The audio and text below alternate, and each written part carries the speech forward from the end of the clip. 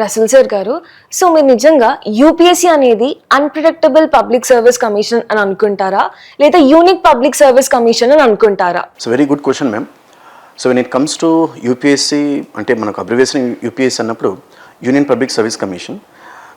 ఈ union public service కమిషన్ను మార్కెట్లో డిఫరెంట్ నేమ్స్తో పిలుస్తున్నారు. చాలామంది అన్ప్రిడిక్టబుల్ పబ్లిక్ సర్వీస్ కమిషన్ అని, కొంతమంది యూనిక్ పబ్లిక్ సర్వీస్ కమిషన్ అని చెప్తున్నారు. So my opinion I would say unique public service commission.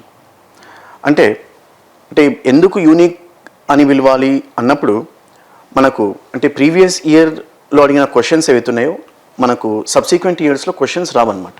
అంటే అవే టాపిక్స్ నుంచి క్వశ్చన్స్ ఇచ్చినప్పటికీ చాలా కాన్సెప్చువల్ క్లారిటీతో కరెంట్ ఈవెంట్స్తో క్వశ్చన్స్ ఇస్తారు. అంటే మనకు ఈ ట్రెండ్ ఏదైతే ఉందో స్టేట్ పబ్లిక్ సర్వీస్ కమిషన్స్, అంటే మనకు ఆంధ్రప్రదేశ్ పబ్లిక్ సర్వీస్ కమిషన్ కానివ్వండి, తెలంగాణ పబ్లిక్ సర్వీస్ కమిషన్ కానివ్వండి, ఇంకా మనకు తమిళనాడు కానివ్వండి, కర్ణాటక కానివ్వండి, మహారాష్ట్ర కానివ్వండి, ఈ పబ్లిక్ సర్వీస్ కమిషన్స్లో ఈ ట్రెండ్స్ ఇంతకుముందు ఉండేవి కావు.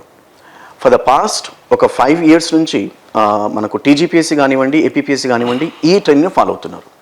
అంటే యూపీఎస్సీ ఈజ్ ఆల్వేస్ యూనిక్.